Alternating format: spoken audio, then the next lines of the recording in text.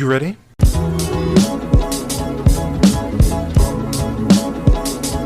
You're listening to the Real Pineapple Podcast Network.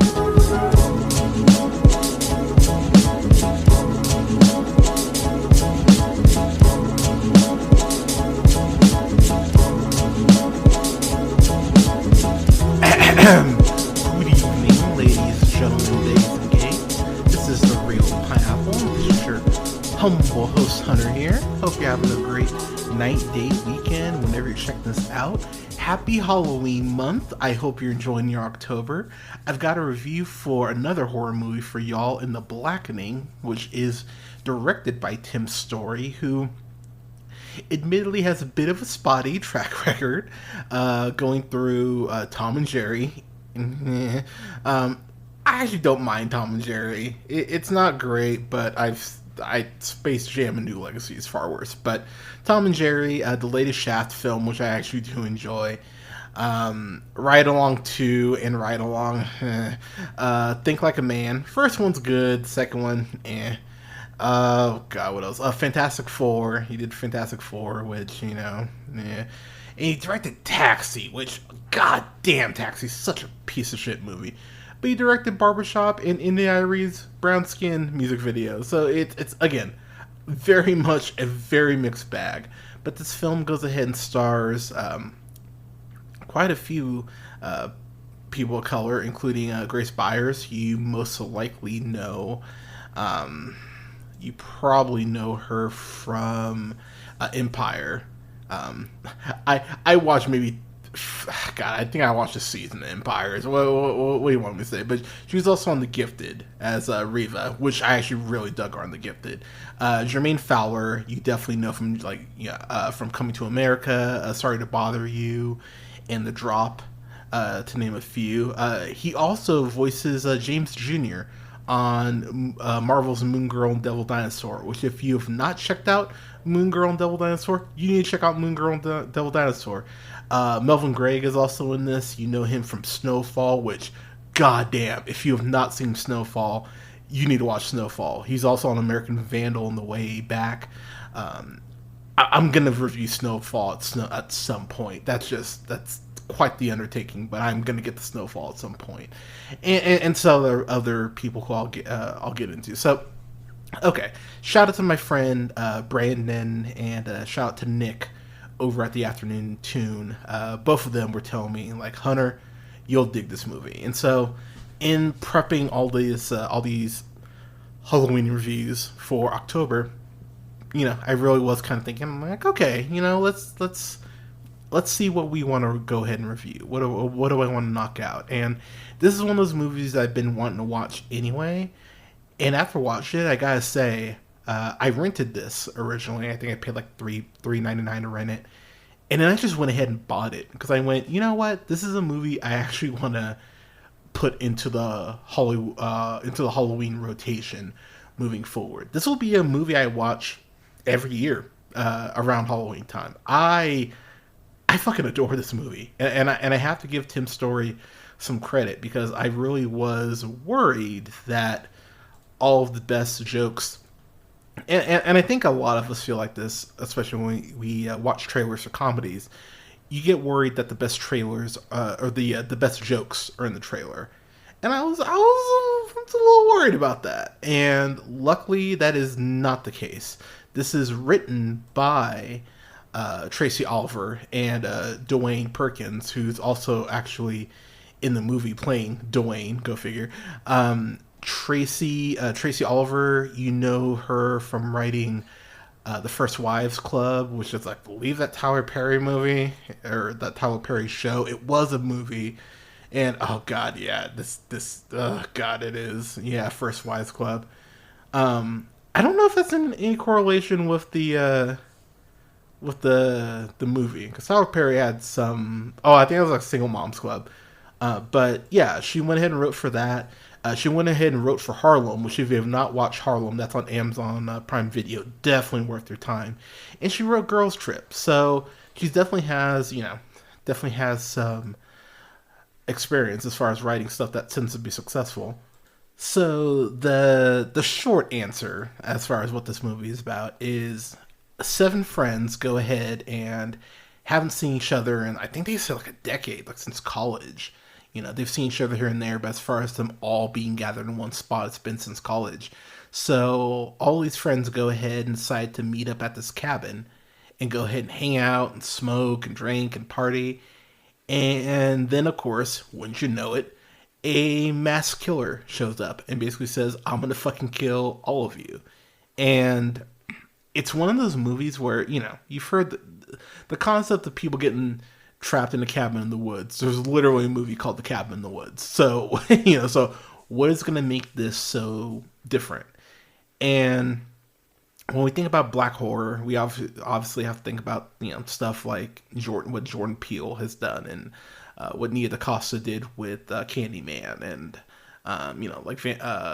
Vampire Brooklyn. And, we have to think about those films. And Jordan Peele is actually coming out with I want to say it's a book of all black horror writers, which I'm definitely going to get because I'm very curious on what that project's going to look like. But, oh god, I'm thinking about when I think about black horror films, I haven't reviewed it for the channel yet. I'm probably going to the Lupita movie, Little Monsters, which is like a musical zombie horror movie. I'm probably going to review that. I always think about Octavia Spencer and Ma, because that movie just creeps me out with some of the stuff Octavia Spencer does. But there's been a lot of, especially over the last 15-20 years, there's really been a renaissance, I would say, of black representation in horror. I think about something like Bad Hair, which is on Hulu. Which, if you haven't watched that, you definitely should. There's a lot of good, just excellent black horror out there, which you should definitely take the time to watch. I think about something like, Black Mirror. Shit, there's so much stuff out there. You just have to look. And while I would say my biggest quote complaint unquote about this movie is that this isn't a horror film in the sense of there's not like a ton of blood, there's not a lot of gore. So if you're more into that vein of horror, you may not like this as much as other people will. Because there's not a lot of horror in it from that perspective. With that said, the opening of this movie with Yvonne Orji and Jay Farrow, pardon me. So first off, Jay Farrow really should be in more shit, and it bothers me that he's not. Like, he really should be a bigger deal for as great of an impressionist as he is, and he got a raw deal on SNL. Like, that's still in those things. I just go like, but Yvonne, from Night School, Insecure, and she's amazing in Vacation Friends. She's so good in Vacation Friends. But, and also, if you haven't seen My Dad the Bounty Hunter, watch My Dad the Bounty Hunter. That's a really good show. I'm gonna have a review up for that at some point. But I love the fact that the movie even makes the joke of, oh man, we can't afford both of them to be throughout this whole movie, with the way the film opens up, which is very clever and I thought was a ton of fun. But something that's very fun about this movie and how it's presented is how it represents black culture and the concept of being black enough versus not being black enough. There's going to be a lot of social commentary that this movie brings up that I think is going to get lost in the shuffle. And I really don't think the film will ever get its true deserved props for that. Because something like this would be a perfect double feature with Jordan Peele's Nope. A movie that I think a lot of people are going to go back 5 years from now and go, oh, wow, I really should have appreciated this more in the moment. Because Nope is a fucking brilliant film. I know a lot of people, just didn't get it or didn't like it.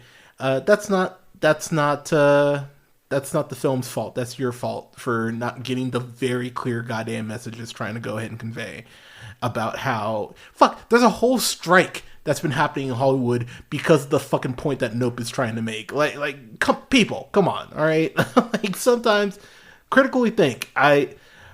There is going to be some message that's going to get lost in this, and that's not going to be appreciated. This is going to be a film that I think is going to age better as a couple Halloweens from now, and people go, man, I really should have. Why didn't I watch The Blackening in theaters? And I'll be the first to admit, I am right there. I'm actually kind of mad at myself that I didn't go see this in theater, because I think this would have been better for an audience. But I laughed my ass off while I was watching this. So I know I mentioned that the friends all end up meeting up at a cabin, but the game that you see in the trailer, the game called The Blackening, that fucked up that fucked up Jim Crow game, that's one of the characters announces it. That was fucking funny.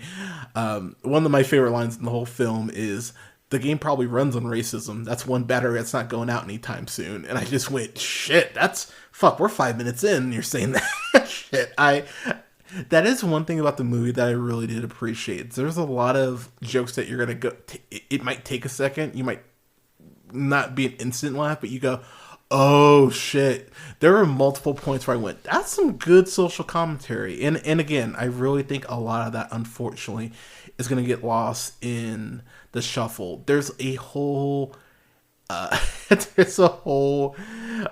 conversation about Android versus Apple between Ex-Mayo's Shanika and then Jermaine Fowler's Clifton.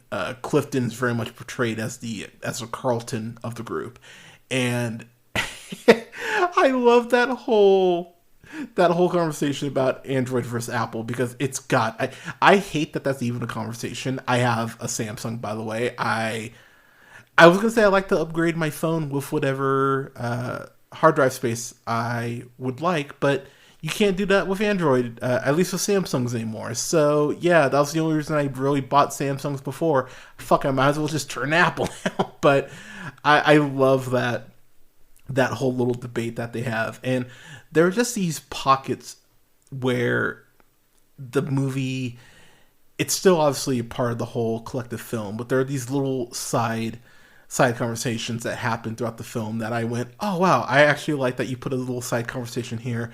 Okay, we're back to the main plot. Cool.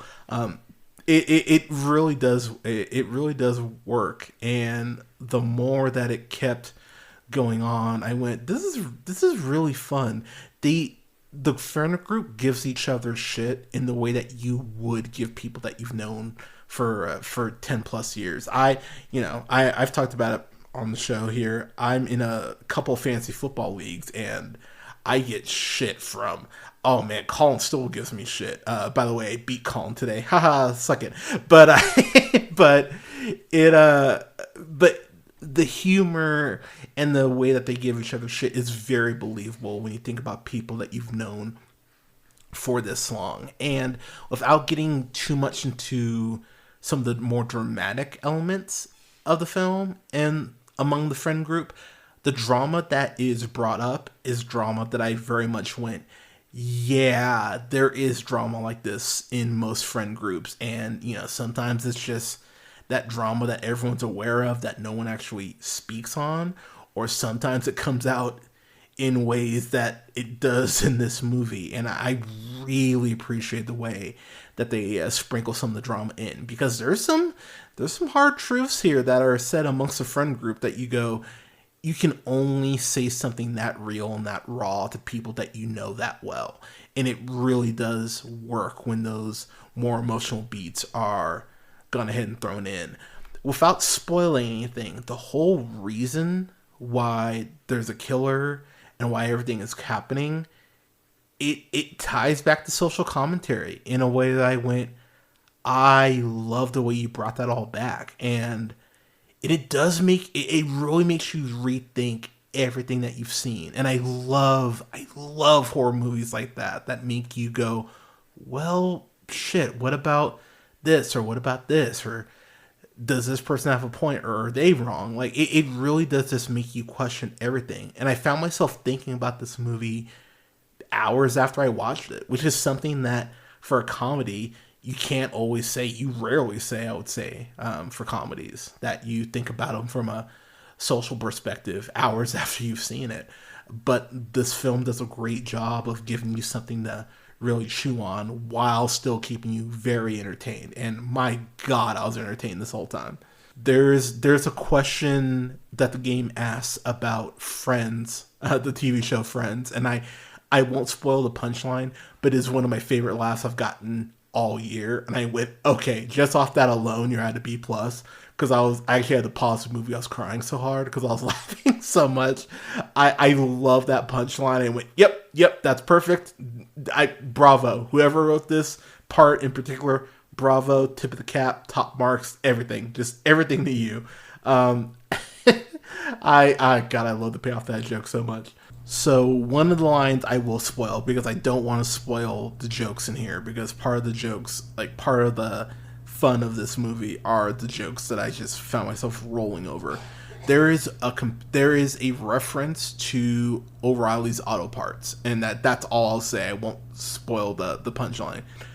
But that whole dialogue, I went, holy shit, that takes some balls to write. And oh my God, wow. Like it's one of those things that's gonna piss some people off, and just knowing it's gonna piss some people off made me even happier. I went, yep, love this so much. The mass killer, there's a point where they're basically kind of doing like a radio broadcast, and they played this like fucking banjo. It's very Deliverance. I did not like it. That actually gave me the creeps, so I have to give the movie some credit for that. I was so happy to see Diedrich Bader in this. He plays the Ranger in the movie, Ranger White, go figure. You know him from, Office Space as Lawrence, most likely, Jay and Silent Bob Strike Back, but you know him from voicing Bruce Wayne, Gorilla Grodd, Batman in Harley Quinn. He also voiced Batman in, is it Brave and the Bold? Oh gosh, I'm blanking on which he's voiced Batman. I feel like it's Brave and the Bold, but yeah, he's voiced Batman multiple times. He's fucking great.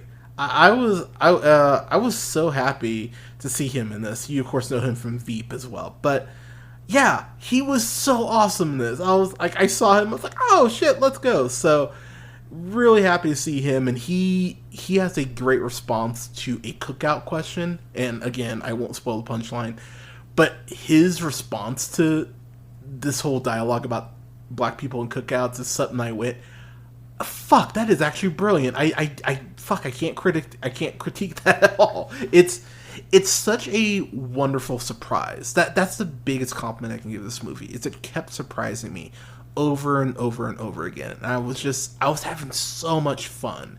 At the end of the day, that's the best thing I can say about this. It's so much fun. And as a person of color, I'll end up showing this to my partner at some point. Like, it's something that she'll probably watch with me and go, okay, I get why you find this to be so fun. And she'll laugh at this. Like, you don't have to be black to enjoy The Blackening. But I had such a blast with this. This is a solid A for me. I really enjoyed this, and like I said, I bought it. It's going to be part of my yearly Halloween rotation now. I absolutely adore this movie. So yeah, The Blackening, check it out. It's pretty fucking great. But The Blackening, have you seen it, everybody? What'd you think of it? Let us know in the comments. You can follow yours truly on the Twitter at JHunterRealPineapple. Shoot me an email. Let me know what you think of the show. Let me know if you have any comments, any ideas on stuff you'd like me to review, or if you just want to say hello. Go ahead and shoot me an email at jhunter@therealpineapple.com. You can follow me on TikTok at jhunterrealpineapple, and you can follow me on Letterboxd at Black Shazam. You can follow me on Blue Sky at jhunterrealpineapple. And don't forget to like, share, and subscribe to the podcast. Go ahead and rate us. It definitely helps us out. You can find us on SoundCloud, Apple, Google Podcasts, Podbean, Stitcher, iHeartRadio, Spotify, Amazon Music, TuneUp, and Samsung Podcast at The Real Pineapple. You can go ahead and follow us on YouTube. Subscribe to us there as well. Just go ahead and search The Real Pineapple, REEL Pineapple, and you'll go ahead and find us. And you can find all of our stuff, all of our links and all that jazz at linktr.ee/jhunterrealpineapple. And you can follow me on Twitch at twitch.tv/jhunterrealpineapple. I am hopping on Twitch. I swear to God, I'm hopping on Twitch here next month. Had something happen with the graphics, but I'm getting it figured out. Don't worry, I will be on there, and I will be streaming some games, talking some movies. I'm excited. I'm excited to get into solo Twitch streaming. There we go. But gonna have some more Halloween reviews for y'all, including all the reviews for the Scream movies so far, as well as a review for Rear Window, The Birds, The Invisible Man, The Cable Guy, to name a few Halloween films. I'm real excited to bring those reviews to y'all. But everyone, thank you so much for listening. Stay safe out there. Take care of each other. Get your COVID booster if you haven't gotten it yet. Go ahead and get vaccinated if you haven't gotten it yet. Please get vaccinated. Stay safe out there. Get your flu shot. I didn't get my flu shot last year, and it kicked my ass around November. So let's make sure we're getting our flu shots, everybody. But again, thank you so much for listening. Stay safe out there, and don't forget to keep it real.